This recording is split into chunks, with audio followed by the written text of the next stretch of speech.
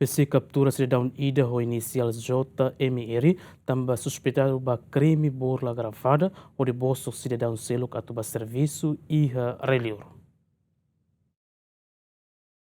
E a terça na Polícia Científica e Investigação Criminal KPC captura cidadão Mane Ida, o inicial JMR, também se queixa de vítima Siracata, suspeito ne utiliza mídia social, ou de bolso cidadão Balon atuba serviço e relior. Serviço informação polícia psíquica e treino halo atividade da vigilância ou detuir suspeito ir na alegadamente halo atividade burla ou de loi vítima sira ou de atu loi vítima sira atar que vítima sira ba serviço Austrália e prejuízo na bema vítima sira retan com montante osan basic $11,000 americanos.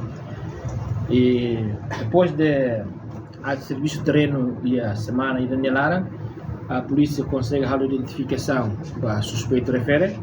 E suspeito refere começa a modus operandi de uso a publicação no TikTok. Devemos convencer a vítima sira a entrega ao sambalo.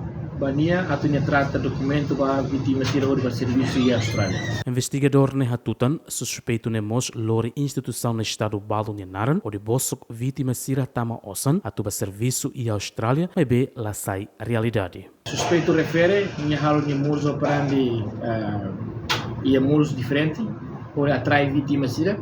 Pada lulu ni confessa ni hanga nessa médico ida e hospital Guido Valdares ou conversa vítima kata que médico ida e equipa halo ni confirmação o médico ne bema que teve nada sim médico refere ia duni mas be laos médico ne makalo tanto ni usa médico de nada ni até tinha aliança médico por mais ni mos conversa vítima sira até kata que ni nessa membro polícia militar nebe maka halo recrutamento. Portanto, no fundo, halo confirmação e Laos, membros de instituição Força Defesa. E que os livros nebe maka bodiam de halo convence vítima sira, eles nebe tinha até tecnia, nessa uang os membros do governo ida, nebe maka minha halo serviço usi minha